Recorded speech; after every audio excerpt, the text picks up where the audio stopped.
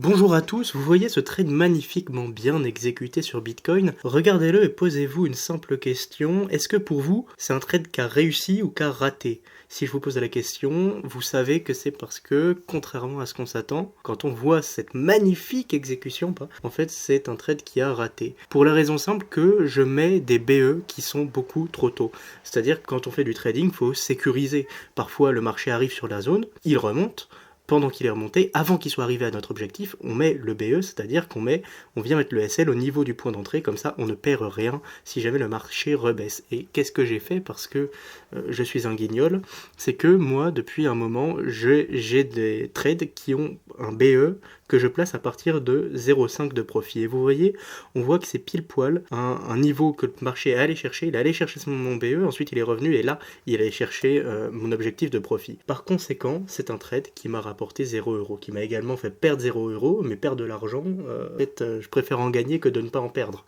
Sinon, je ferai pas de trading. Et donc, je pense que je vais remettre en question ma stratégie, car vous l'avez peut-être remarqué si vous suivez cette chaîne YouTube, depuis le début, depuis le lancement de la chaîne YouTube, depuis que je parle de trading, je n'ai fait que des trades où je mettais le BE à 0,5. Or, je pense observer que parfois, il est beaucoup plus opportun de mettre le BE à 0,1 de, même pas 0,1 de profit. Sauf qu'en trading, il y a une question qui nous importe, c'est la question de la probabilité. Est-ce que, sur la totalité des trades que je fais, si je mets un BE à 1 de risk-reward, est-ce que, statistiquement, je suis gagnant? Et donc, c'est ce que j'ai décidé d'évaluer. Je me suis fait un journal de trading, là vous voyez un tableau, c'est un peu compliqué, c'est pas du tout un poste de pilotage, là vous voyez c'est simplement le résultat. Ça c'est à partir de quel niveau de profit j'ai choisi de mettre mon BE, là vous voyez qu'à chaque fois il y a écrit 0,5. Et donc, ça c'est un tableau que je viens de faire, avec tous les trades de la semaine, je les ai juste rentrés dans le tableau pour avoir un suivi. Et quand ça BE, on observe que tendanciellement,